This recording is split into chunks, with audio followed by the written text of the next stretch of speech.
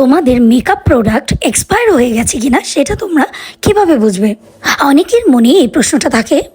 So আজকের ভিডিওতে একটা সহজ নিয়ম তোমাদেরকে দেখিয়ে দেব, যেটা দেখে তোমরা বুঝতে পারবে তোমাদের মেকআপ প্রোডাক্টগুলো এক্সপায়ার হয়ে গেছে কিনা। প্রথমে আমি আমার ওয়েট অ্যান্ড ওয়াইল্ডের ফাউন্ডেশনটা নিয়ে নিয়েছি।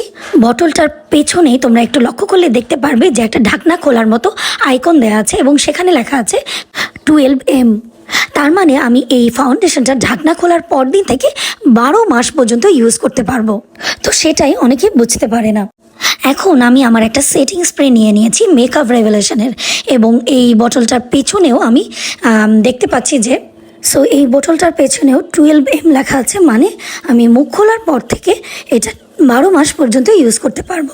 অ্যান্ড এখন একটা কনসিলার নিয়ে নিয়েছি W7-এর। এটাতেও আমি দেখতে পাচ্ছি যে 18M দেওয়া আছে, মানে আমি 18 মাস পর্যন্ত ইউজ করতে পারবো। 18 মাস পর এটা এক্সপায়ার হয়ে যাবে। অ্যান্ড দেন টেকনিকের একটা মাস্কারা নিয়ে নিলাম এবং এটার পিছনে দেখলাম যে 6 মান্থ পর্যন্ত এক্সপায়ার দেওয়া আছে। আমি এই মাস্কারাটা খোলার পর থেকে 6 মান্থ পর্যন্ত ইউজ করতে পারবো।